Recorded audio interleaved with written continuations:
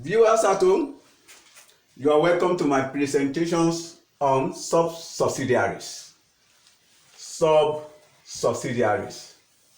In this presentation, I will explain the meaning of subsidiaries, of sub-subsidiaries, the procedures for consolidating the sub-subsidiaries, how to determine the effective date of acquisition of the sub-subsidiary.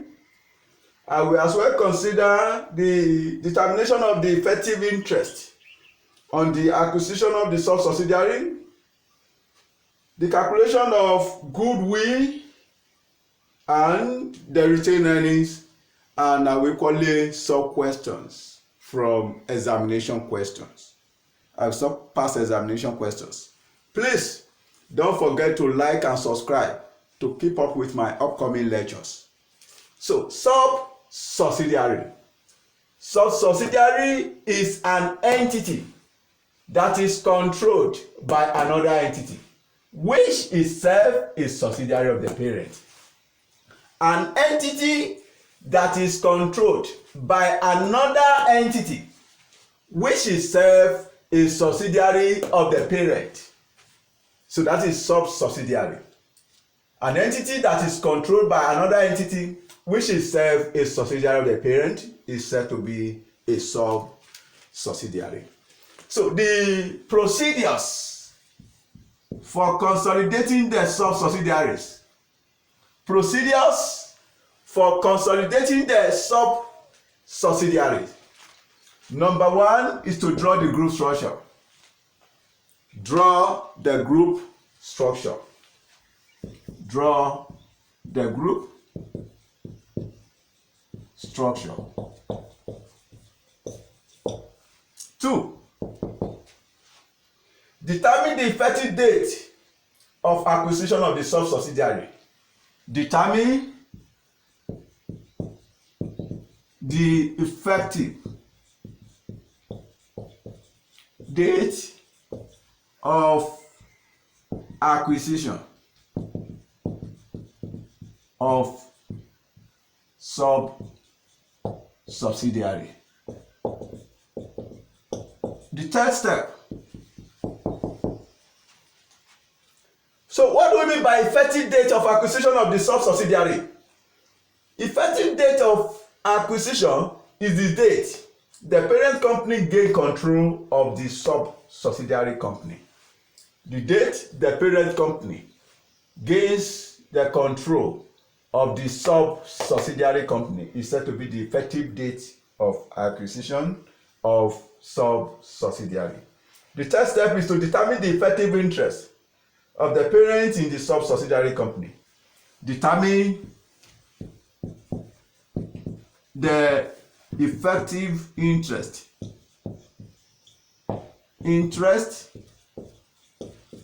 of the parent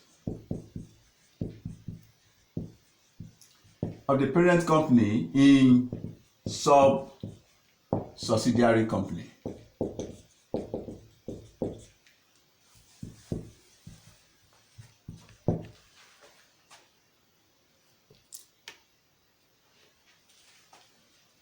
So that is the third step.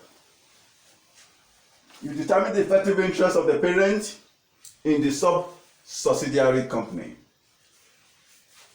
Step 4. You present the summary of the subsidiary net assets. Present the summary. That is step 4. Present the summary of the subsidiary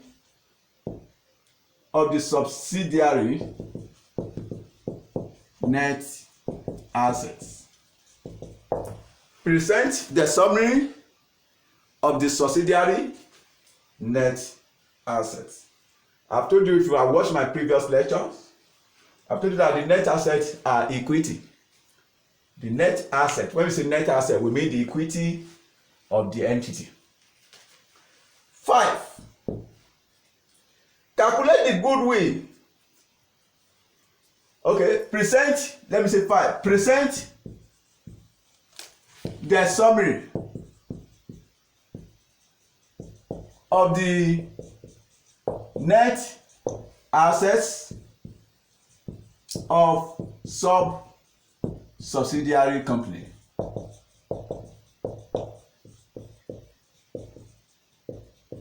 That means you have the summary of the net assets of the subsidiary. Then you also present the summary of the net assets of the sub-subsidiary. That is step 5.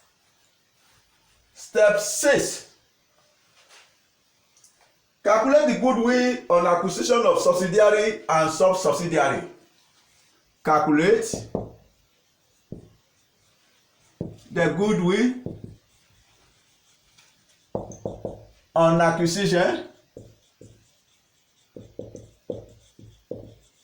of subsidiary and sub-subsidiary. Calculate the goodwill on the acquisition of the subsidiary and that of the sub-subsidiary. Step 7.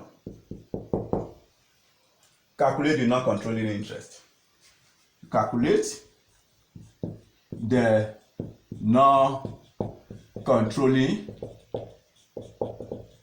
interest. Calculate the non-controlling interest to be included in the consolidated statement of financial position. Calculate the non-controlling interest to be included in the consolidated statement of financial position. Step 8. Determine the group retained earnings. Determine the group retained earnings. Determine the group retained earnings. And the last step, which is step 9, prepare the consolidated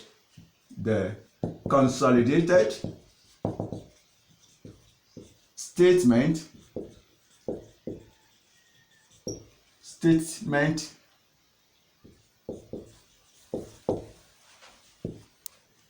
of financial position. These are the steps you need to follow in consolidating the sub-subsidiary. These are the steps you need to follow when consolidating the sub-subsidiary. I've told you that a sub-subsidiary is an entity that is controlled by another entity, which itself is subsidiary of the parent.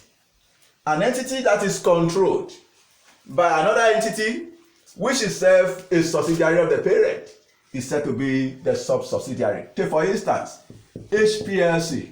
If HPLC is the parent, if H acquires 80% of S1 Limited, and S1 Limited acquires 70% of S2 Limited, S1 is a subsidiary, S2 is a subsidiary of S1, which itself is a subsidiary of the parent. Remember, S1 is a subsidiary of HPLC, and HPLC is the parent. Since S1 is a subsidiary of H, and S2 is a subsidiary of S1, which itself is a subsidiary of the parent, which is H. Therefore, S2 is said to be the sub-subsidiary of HPLC.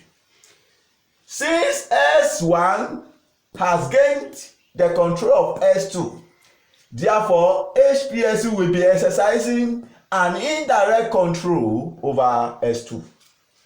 So that is sub-subsidiary. Now, I've given you the procedures you need to follow. I've told you that the first thing is to draw the group structure. The group structure is necessary so as to know the consolidated approach to use under exam condition. For you to know the approach to use in consolidating the sub-subsidiary, that is why the group structure is necessary. So step 2, I've told you that you determine the effective date of acquisition. Effective date of acquisition. I've told you that effective date of acquisition is the date the parent, that is HPLC, the parent, gains control of S2.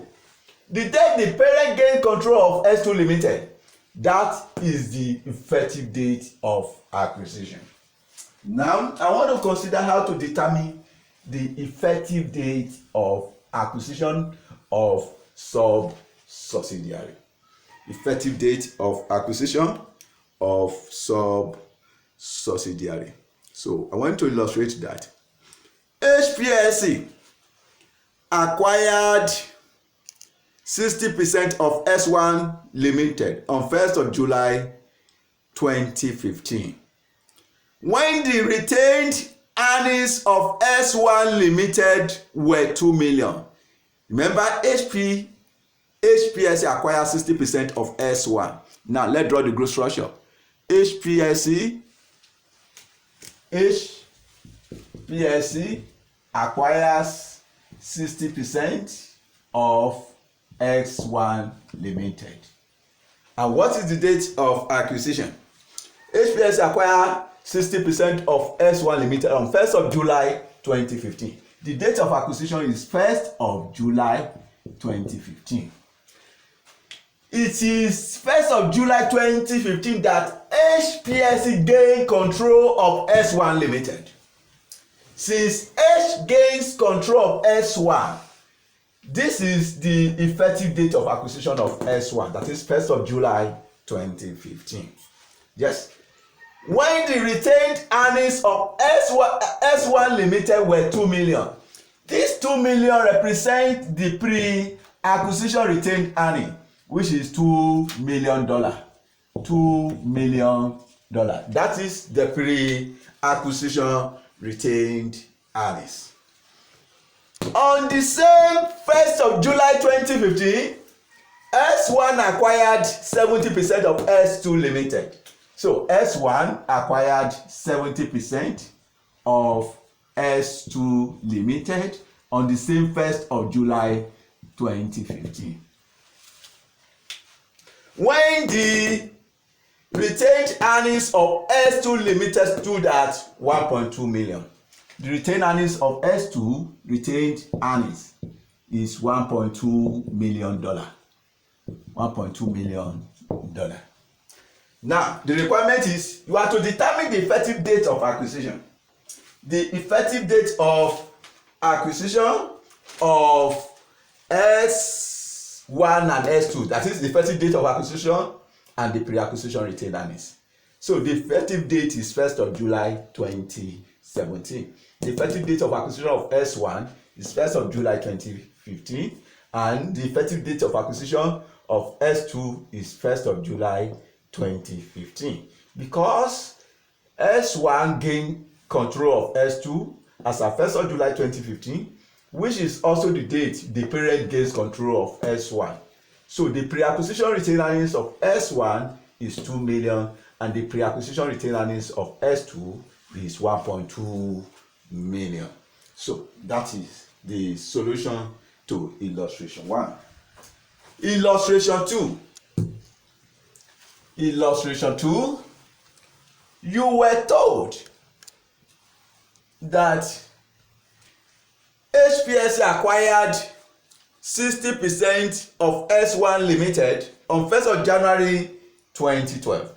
H acquired 50% and 60%. HPLC acquired 60% of S1 Limited on 1st of January 2012. 1st of January 2012. When the retained earnings of S1 Limited were 2.5 million. The retained earnings as at this date is 2.5 million.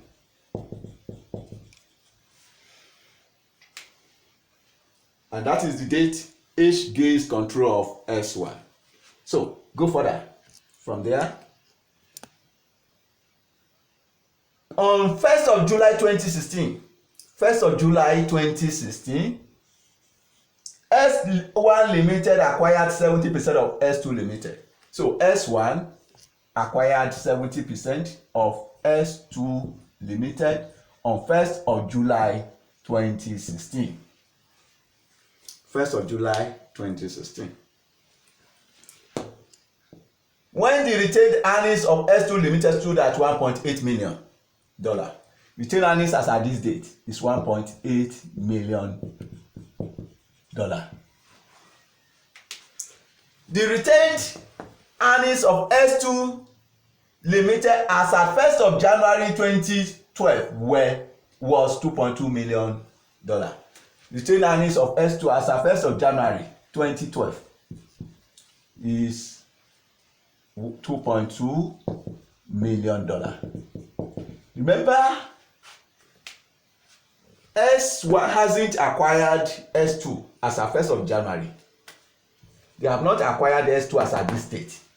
That means S1 hasn't gained control of S2 as at 1st of January. But 1st of January is the date H acquired S1. And that is the date H gained control of S1. So since S1 hasn't acquired S2 as at 1st of January, that means this retained earning is not the pre-acquisition retained earning. The effective date of acquisition is the date S1 gained control of S2, which is 1st of July 2016. So the effective date of acquisition of HPLC in S1 is 1st of July 2016. So the pre-acquisition retained earning is $1.8 million. And this is the effective date, 1st of January 2012. The pre-acquisition retained earnings is $2.5 million, and the pre-acquisition retained earnings here is $1.8 million, not 2.2. So this is not relevant. So that is the illustration. The next aspect I'm going to consider, having explained how to determine the effective date of acquisition and the pre-acquisition retained earnings. The next area I'm going to consider is how to determine the effective interest of parent in sub-subsidiary. Effective interest of the parent company in sub-subsidiary. That is what I'm going to consider now. Effective interest of parent in the sub-subsidiary company. So determination of the effective interest of the parent in the sub-subsidiary. So that is the next area. Determination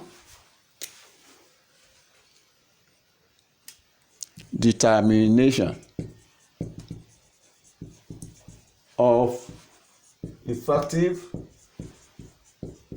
interest of parent in the sub-subsidiary. Now, back to the question. APLC acquired 80% of BPLC on 1st of April 2015. APLC acquired 80% of BPLC on 1st of April 2015.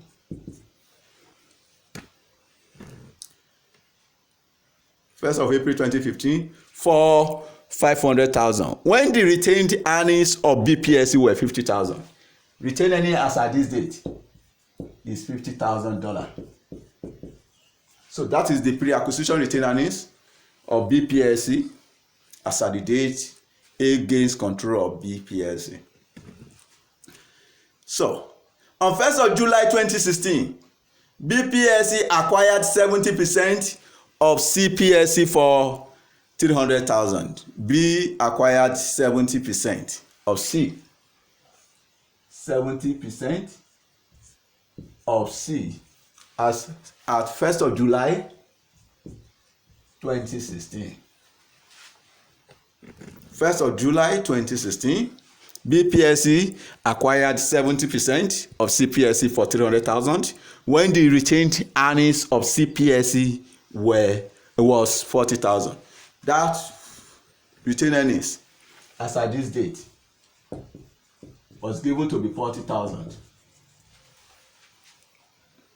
You are to determine the effective interest of APSC in CPSC. Effective interest of APSC in CPSC. So to calculate the effective interest now of A in C, effective interest of APSC in CPSC, you multiply the percentage of A in B by the percentage of B in C. That is 80%. So A will have indirect interest. Indirect interest now will be 80% by 70%. And that will give us, calculate 80% by 70%. Then we have 56%. 56%. The remaining 44% to make it 100 will be attributable to non-controlling interest. That means NCI will be 44%. The effective interest is 56%, and the NCI will be 44%. The next thing I'm going to consider is investment of subsidiary in sub-subsidiary. Investment of subsidiary in sub-subsidiary. That is the consideration paid. Investment of subsidiary in sub-subsidiary. What does that mean by this? The consideration paid by the sub-subsidiary in acquiring the control of sub-subsidiary.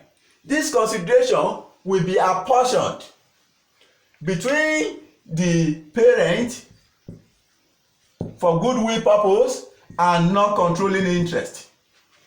You are going to use the percentage of the parent in subsidiary, not the percentage of subsidiary in sub-subsidiary. The percentage to use must be the percentage of the parent holding in the subsidiary.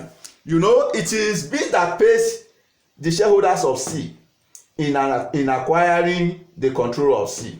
But we are not going to use the percentage acquired by B. You know what B acquired in C is 70%. The percentage to use now, to apportion it now between parent and NCI, it is, no, I'm talking about the consideration paid by BPSC in acquiring the control of C. So you are going to apportion that control using the percentage acquired by parent in subsidiary. You apportion it. No, the parent acquired 80%. That means you have 80% of B investment that will be used for calculating goodwill. While the remaining 20%, you are going to deduct it from non-controlling interest. The remaining 20% will be deducted from non-controlling interest. Now, if you look at the question, APSC acquired 80% of BPLC. No, we are using this 80% acquired by A in B on 1st of April 2015 for 500,000. No, this is the price paid by A to acquire B. That is not what we are talking about. When the retained earnings of BPSC were 50,000. On 1st of July 2016, BPSC acquired 70% of C for 300,000. So I'm talking about this 300,000 now. It is this 300,000 you are going to apportion using this percentage, which is percentage of A in B, not percentage of B in C. Not this, not percentage of B in C, but you are going to use percentage of A. No, A is the parent. You are going to use percentage of A in B to apportion that. So now you want to apportion the 300,000. Now you have 80% of 300,000, and that will give us $240,000. This $240,000, you are going to use it as consideration when calculating goodwill on acquisition of sub-subsidiary. This is what you are going to use as investment in subsidiary or consideration transfer. The remaining 20% of 300,000, 20% of 300,000, that gives us 60,000. This 60,000, you are going to use it to reduce the figure of non-controlling interest. When you calculate non-controlling interest in usual way, you are going to subtract this 60,000 from the non-controlling interest. So that is the procedure. I want to take question as work example. It's an examination question. So now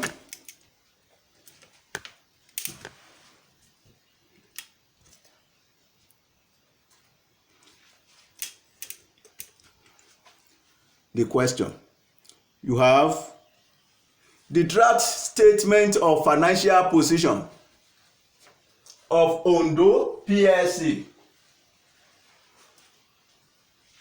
our PLC, and Akure PLC.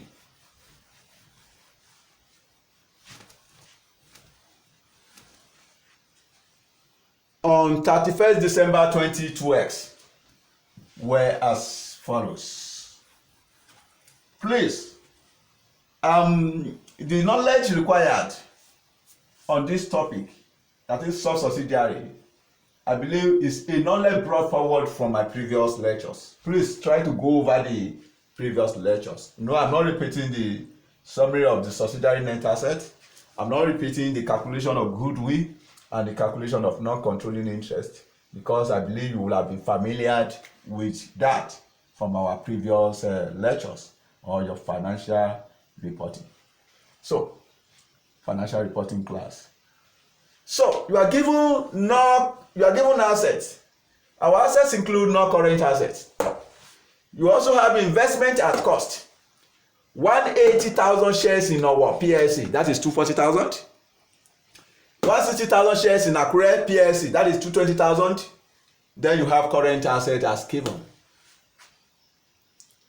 Then equity and liabilities. Then you have ordinary shares of $1 each, and that is given for each subsidiary. Retained earnings is equally given.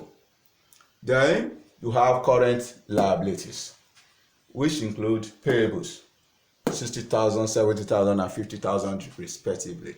Then you have the footnote, additional information.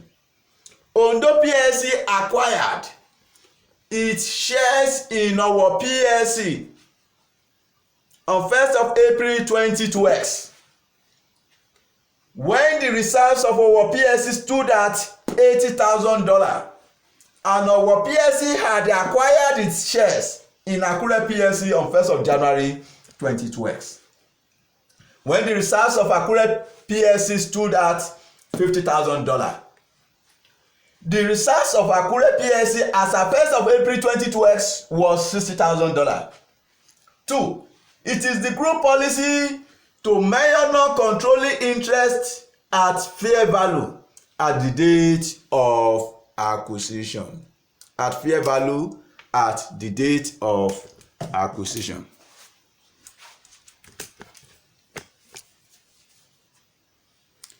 You are given the fair value of non-controlling interest, direct and indirect, in our PLC on 1st April 2022 was $58,000. The fair value of 28% non-controlling interest in Akure PLC on 1st of January 2022 was $60,000. While the fair value of the 28% non-controlling interest in Akure PLC on 1st of April 2022X was $65,000. 3. During the post-acquisition period, our PLC sold goods to Ondo PLC and Akure PLC for $200,000 and $120,000 at cost plus 25% respectively. At 31st December 2022X, none of the goods purchased from our PLC were in inventories of Akure PLC, while Ondo PLC had only sold 40% of the goods purchased from our PLC. Required: prepare the consolidated statement of financial position of Ondo PLC Group as at 31st December 2022X. So we want to solve.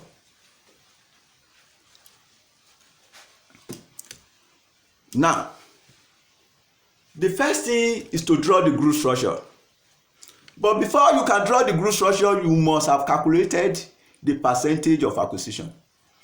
180,000 shares were acquired in Owo.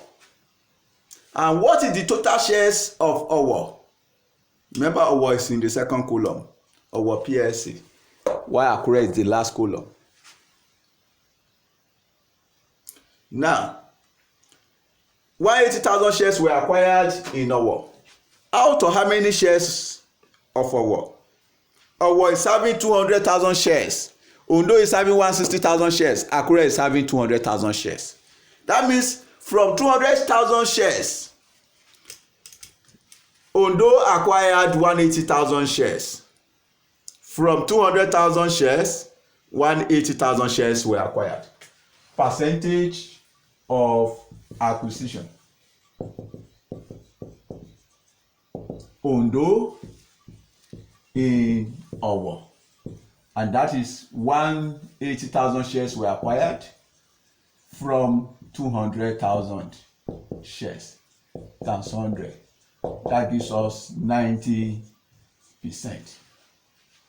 Then Owo in Akure, Owo acquired 160,000 shares from Akure. Owo acquired 160,000 shares from the shares of 200,000 of Akure. So we have 160,000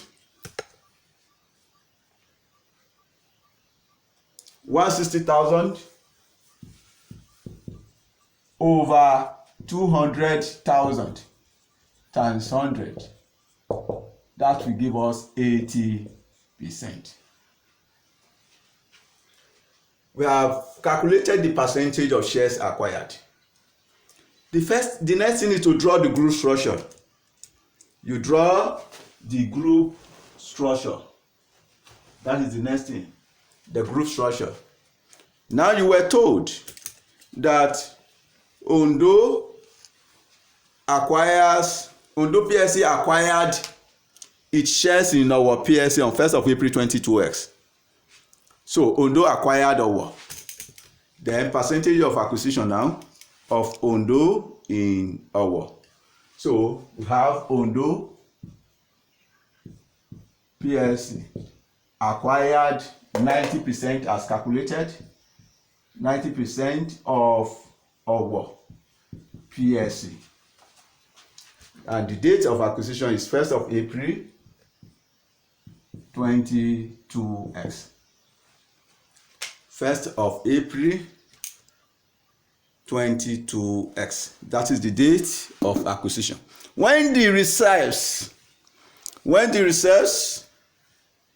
of our PLC stood at 80,000, the reserves of our as at this date is $80,000. So that is reserve. That is reserves, which was $80,000.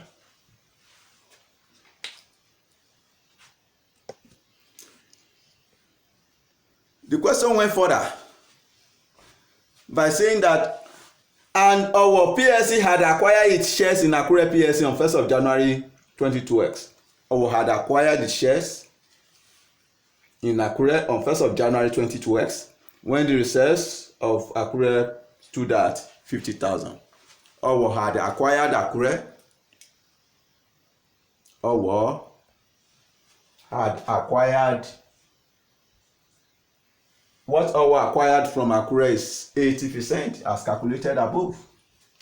80% of Akure on 1st of January 22x when the reserves of Akure was $50,000. So that is for that. Now the reserves of Akure PLC as at 1st of April 22x was 60,000. You were given the reserves of Akure as at 1st of April 22x. 1st of April 22x. The reserves of Akure was given to be $60,000. $60,000. Now, if you look at this question critically, Ondo gained control of Owo as at 1st of April. That means the pre-acquisition retained earnings of Owo will be $80,000. Then Owo gained control of Akure as at 1st of January 22x. Remember, Ondo hasn't acquired Owo as at 1st of January. Since Ondo hasn't acquired the subsidiary, which is Owo, that means Ondo cannot gain control of Akure as at January. So this cannot be taken as pre-acquisition retained earnings. But the date Ondo acquires Owo is the date Ondo will gain control of Akure. Therefore, since Ondo acquires Owo as at 1st of April 22x, 3 months after Owo acquired Akure, that means Ondo will gain control of Akure as at the date of acquisition of Owo. Therefore, effective date of acquisition will be 1st of April 22x, and the pre-acquisition retained earnings will be 60,000. Pre-acquisition retained earnings will be 60,000. Having drawn the group structure, the next thing is to calculate the effective interest of Ondo in Akure. Effective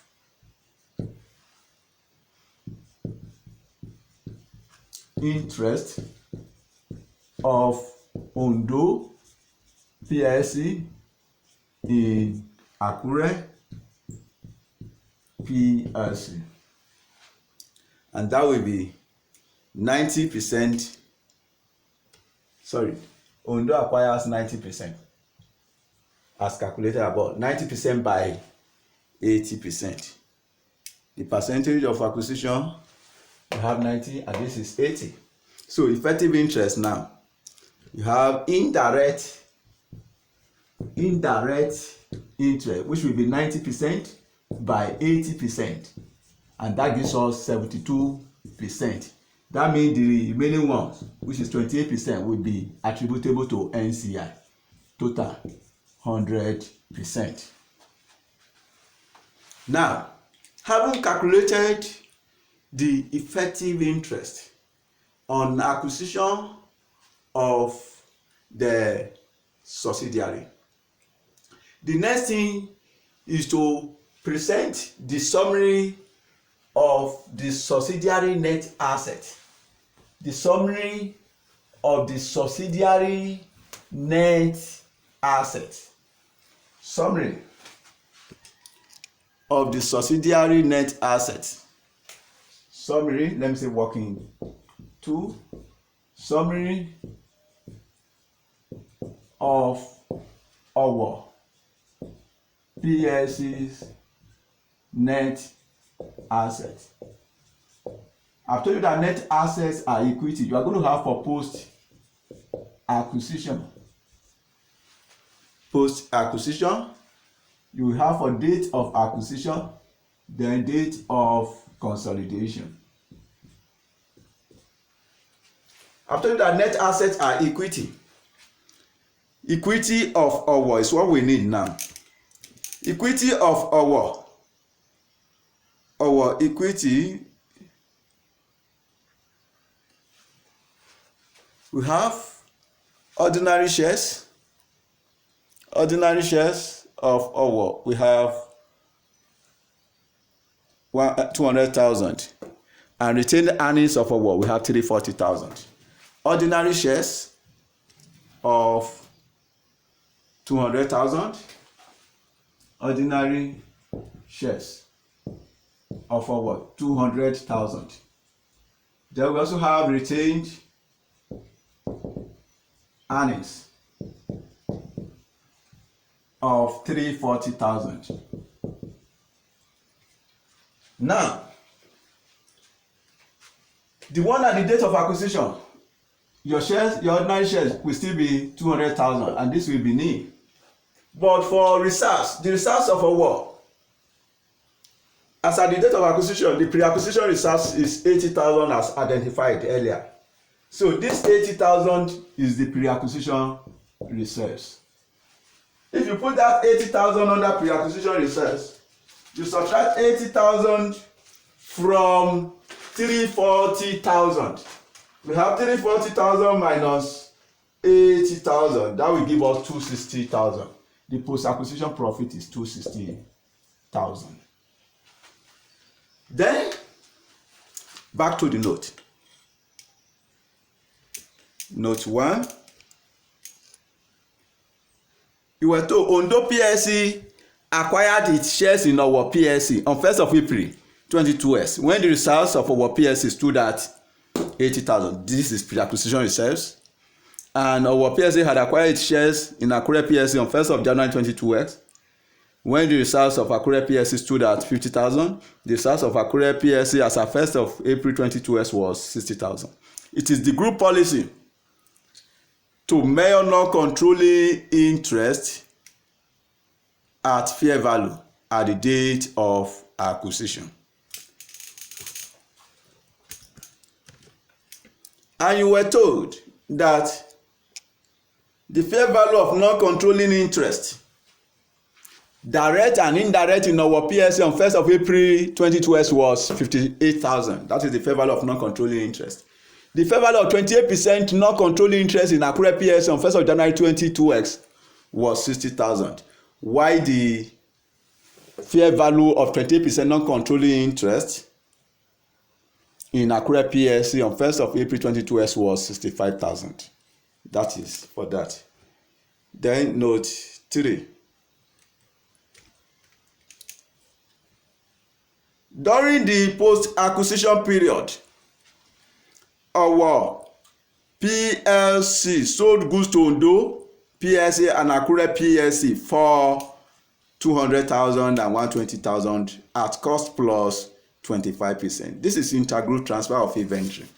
I've told you that the unrealized profit from transfer of inventory will be deducted from the retained earnings of the seller, provided all or part of the items sold are still in the inventory of the buyer. And I've told you that the unrealized profit will be calculated on the unsold items of inventory, meaning that where the items have been sold by the buyer to the third party, you don't need the unrealized profit. So the items sold now during the post-acquisition period, our PLC sold to Ondo PLC and Akure. Our is the seller. So the buyer are Ondo and Akure. Ondo bought 200,000 and Akure bought 120,000 at cost plus 25%. That means our had made a profit of 25% on the items sold, respectively. At 31st December 2022, none of the goods purchased from our PLC were in inventories of Akure. That means Akure have been able to sell everything to the third parties. Akure have sold everything to the third party. While Ondo PLC had only sold 40% of the goods purchased from our PLC. So Ondo had been able to sell only 40%. No, what Ondo had bought is 120,000. Ondo bought 120,000. Out of the 120,000 worth of item purchased by Ondo from Owo, Ondo had only been able to sell only 40%, but Akure have been able to sell everything. Akure had sold, our PSC sold goods to Ondo and Akure. Ondo bought 200,000. Akure bought 120,000 at cost plus 25% respectively. At 31st December, none of the goods purchased from our PSC were in inventories of Akure. So that means the 120,000 purchased by Akure are no longer in inventory. That means Akure have been able to sell everything. But the 200,000 bought by Ondo had only been able to sell only 40% of it. Ondo PSC had only sold 40% of the goods purchased. That means you will now calculate the unrealized profit on the remaining 60%. 60% of the 200,000 that have not been sold. So now let's calculate the unrealized profit on the unsold items of inventory. So provision for unrealized profit. Provision for unrealized profit. Provision for unrealized profit. So for the 60% of 200,000 that have not been sold to the third party, and our made a profit of 25% markup, we have 25 over 125. So calculate 60% of 200,000 times 25 divided by 125. Then the unrealized profit is 24,000. So we have 24,000 deducted from the retained earnings of the seller. You know what is the seller, and the summary of the net asset we are presenting is the summary of the net asset of Owo. That is why we are deducting that unrealized profit from the retained earnings of Owo. So now let's deduct it now. We have 24,000 from the retained earnings of the seller and from the consolidated inventory. So now that is the only note that affects the net asset we have. So we have 200 plus 340, that will be 540,000. 540,000 minus 24,000, that will give us 516,000. So we have 516,000 here. The net asset at the date of acquisition, we have 200 plus 80, that is 280,000. Then we also have 260,000 minus 24,000, that gives us 236,000. 236,000. That is the summary of net assets of Ondo. The next thing is the summary of the net asset of the sub-subsidiary. You know, the net asset of the summary of the net asset of the subsidiary. Don't forget, I've told you that net assets are equity. Net assets are equity. So now let's have the equity of the sub-subsidiary. The sub-subsidiary is Akure. Summary of net assets of Akure. We have post acquisition. We have date of acquisition, then date of consolidation. I've told you that net assets are equity, and the equity comprises ordinary share and retained earnings. The ordinary shares of Akure is 200,000. 200,000. And the retained earnings of Akure is 230,000. So we have 200,000 and 230,000.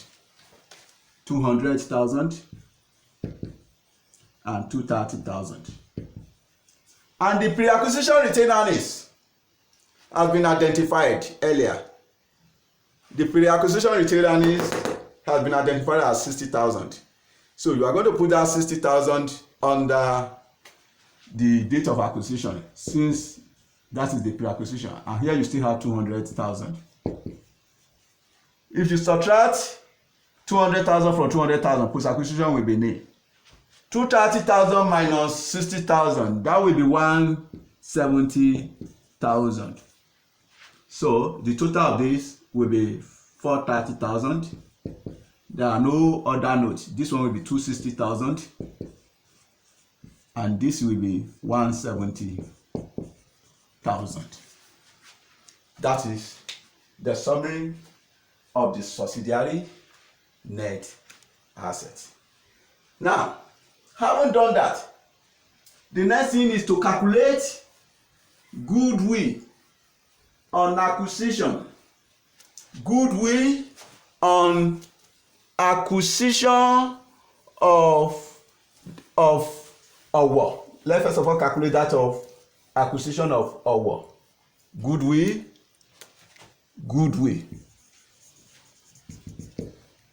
on acquisition of Owo PLC. So you start with consideration transfer. Consideration transfer. So how much was paid by Ondo on acquisition of Owo? And that is 240,000. Then you put that 240,000 there. 240,000 there. Then the next thing is non-controlling interest on acquisition. You are given non-controlling interest. The fair value of non-controlling interest on acquisition of Owo, and that is given to be the fair value of non-controlling interest, direct and indirect, in our PLC on 1st of April was 58,000. That is 58,000. So you put the 58,000 there. Remember, the policy is fair value. 58,000. When you add it to 240, you have 298,000. Then you now less net assets at the date of acquisition. So you go through the summary of the net assets of Owo. The summary of our net assets.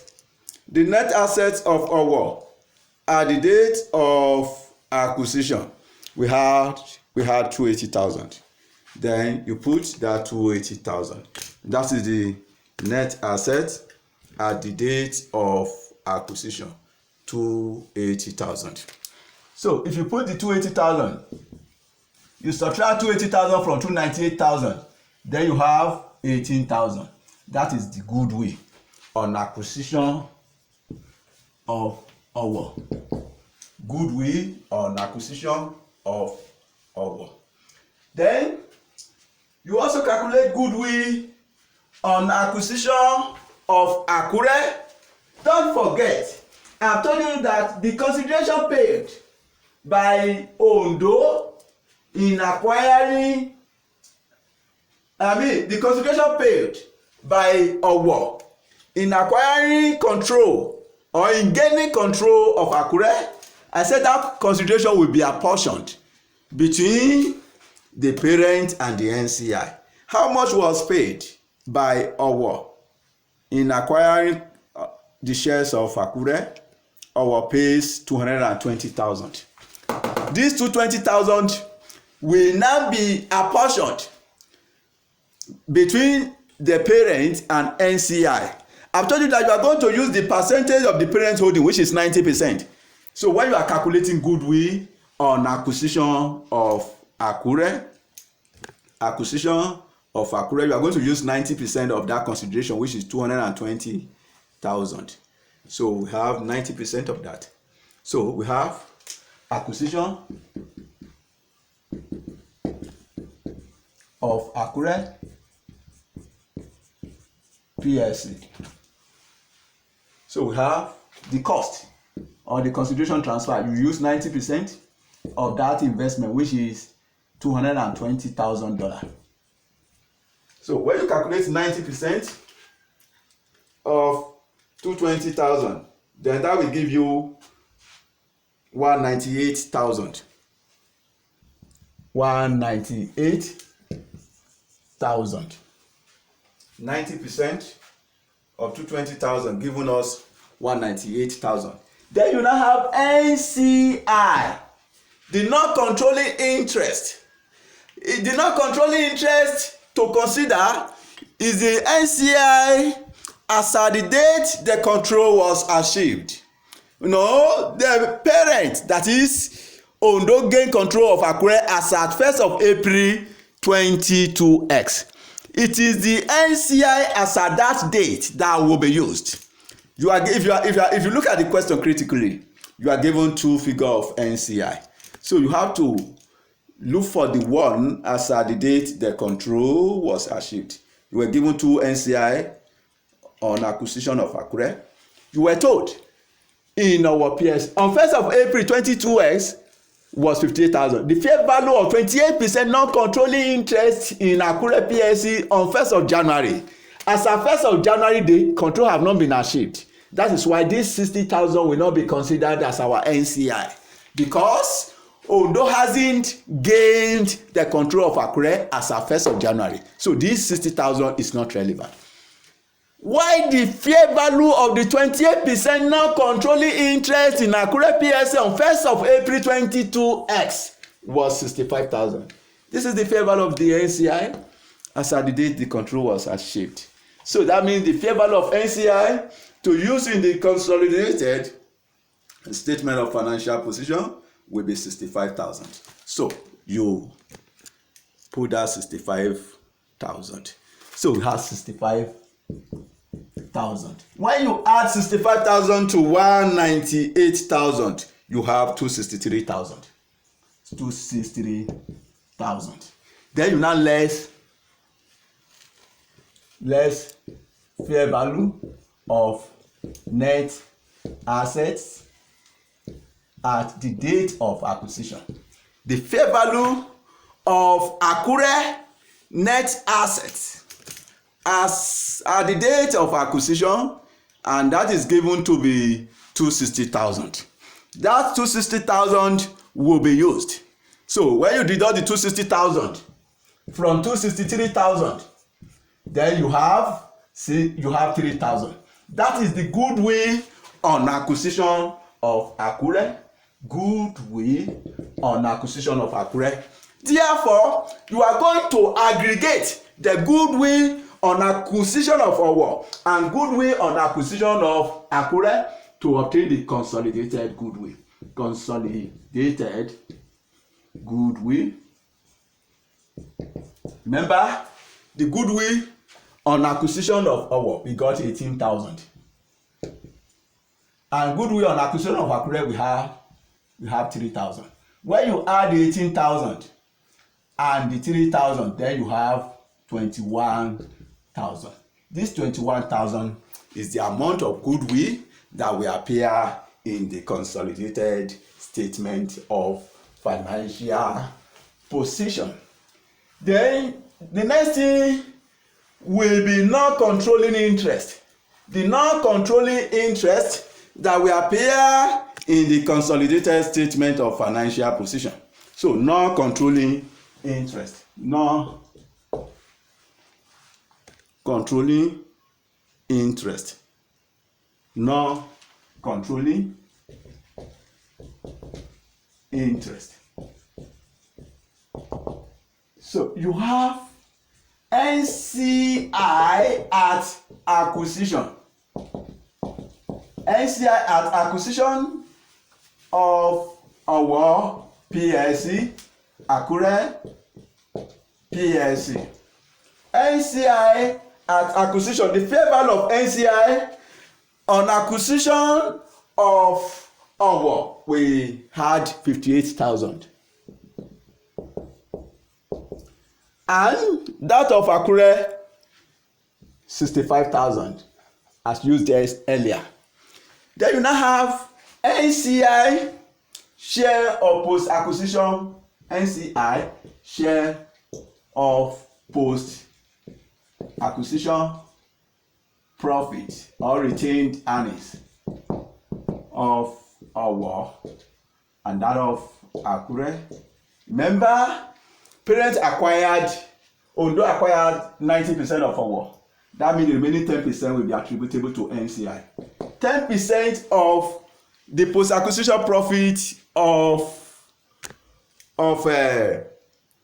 Owo as calculated earlier, and we had 236,000.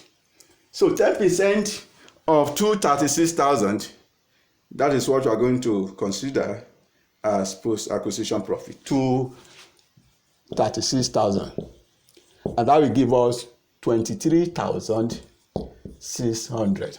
Then that of Akure, you know, the effective interest of Ondo in Akure had been calculated to be 72%, while the remaining 28% of post-acquisition profit.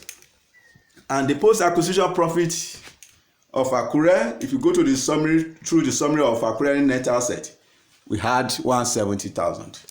28% of 170,000. 28% of 170,000. So 28% of 170,000, then we have 47,600. 47,600. Then I've told you that the cost of investment, you are going to deduct it, which is 10%. No, parent acquires 90%. That means the remaining 10%. You are going to deduct it from the NCI. And the cost of investment of Owo in Akure is 220,000. 220,000. So 10% of 220,000 will give us 22,000. So when you subtract that, so we have 58,000 plus 65,000 plus 23,600 plus 47,600 minus 22,000. We have 172,200. That is the NCI, 172,200. That is NCI. Then after the non-controlling interest, the next thing you need to consider is the retained earnings. Retained earnings. Retained earnings. Retained earnings.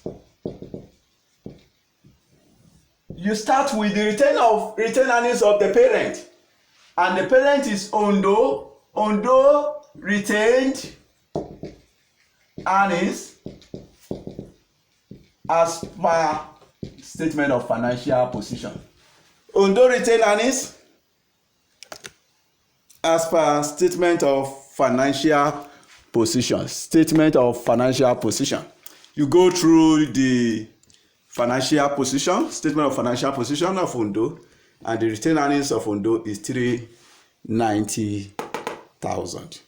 Then you pick that 390,000.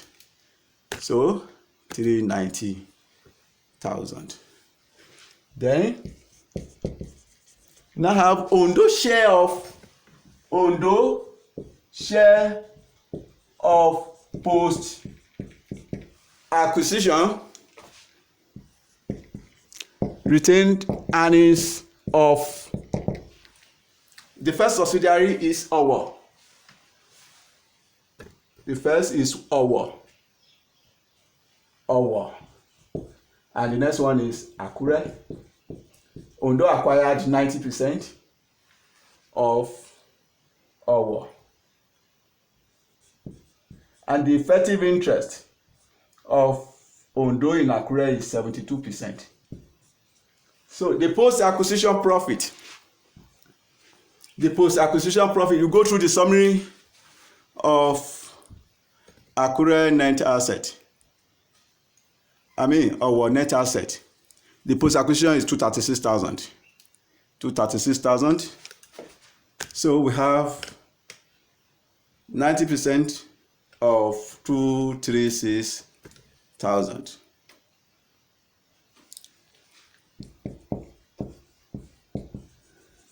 Ninety percent of 236,000. 236,000. The 90% of that we have 212,400. 212,400.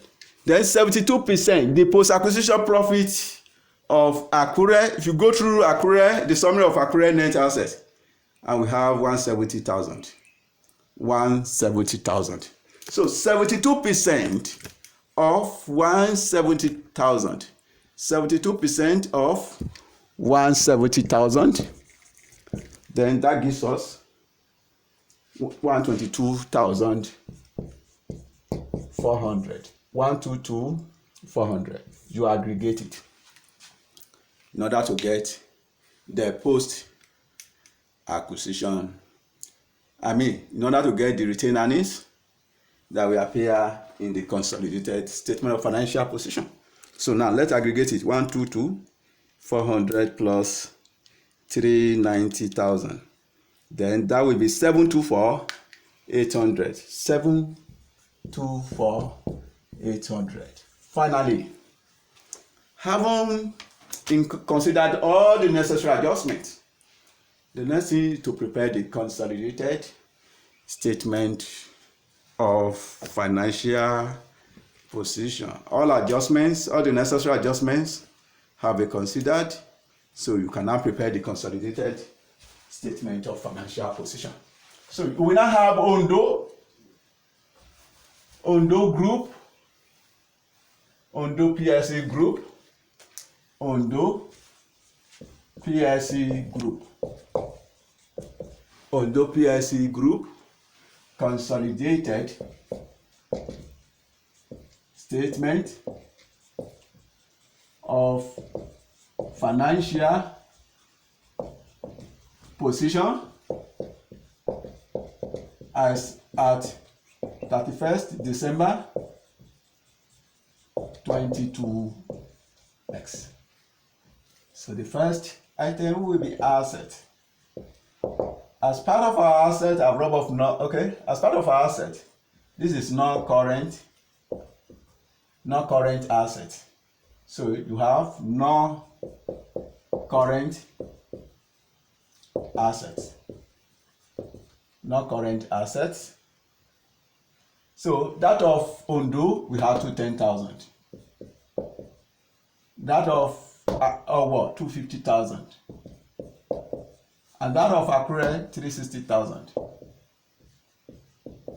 So when you sum up all the non-current assets, then you have total of 820,000. 820,000.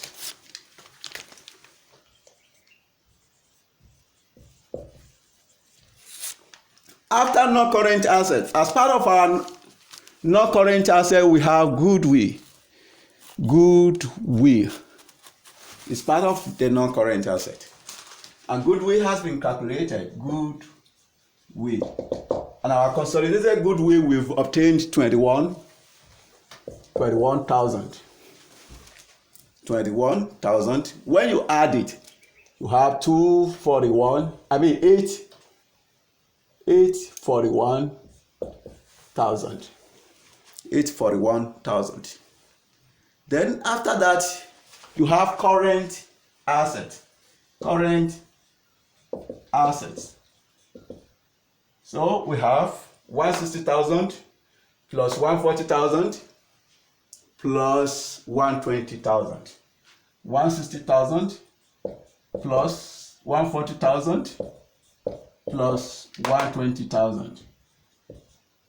You now minus unrealized profit From intergroup transfer of inventory, which have been calculated earlier, and we got 24,000. So you subtract that 24,000 from it.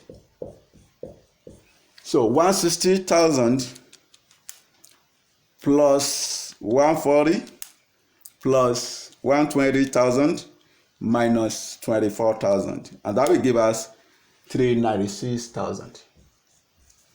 We have 396,000. That is our current asset. So when you sum up the non-current assets and the current asset, then you have the total asset. The total asset plus 841,000, and we got 841,000 plus 396,000. We have 1,237,000. That is our total assets. Total assets. After total assets, we have equity and liabilities. As part of our equity, you have ordinary shares. Ordinary shares. And that of the parent, which is 160,000. 160,000. Then followed by retained earnings. Retained earnings. And if you go back to our workings, the workings of retained earnings, we got 724,800. 724,800. 724,800. That is our retained earnings. 724,800. So 724,800.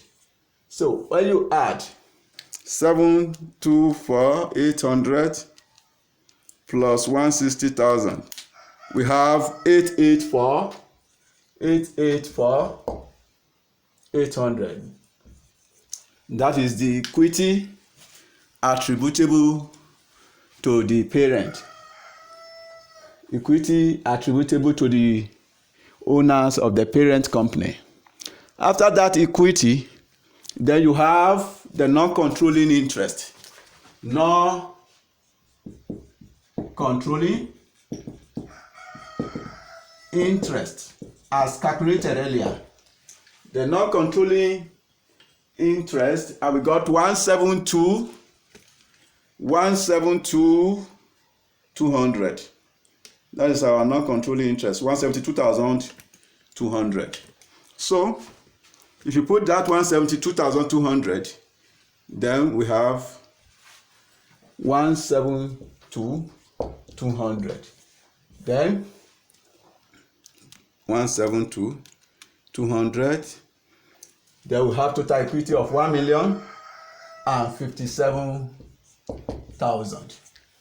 Then after that, you have current liabilities. Current liabilities. Current liabilities.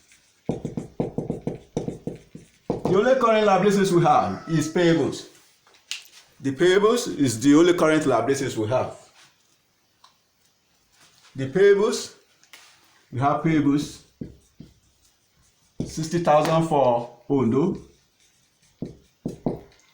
or what, 70,000, and Akure 50,000. Current liability totaled 180,000. 180,000. 180,000. You add the 180,000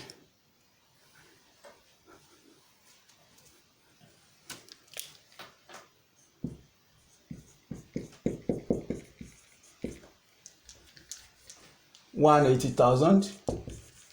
Now let's add it to 1,057,000. You have 1,237,000. 1,237,000. That is total equity. Total equity and liabilities. Total equity and liabilities, which must agree with our total asset. Our total asset is 1,237,000. This must agree with this for your statement of financial position to be said to have balanced. Please don't forget to like and subscribe to keep up with my upcoming lectures. Thanks.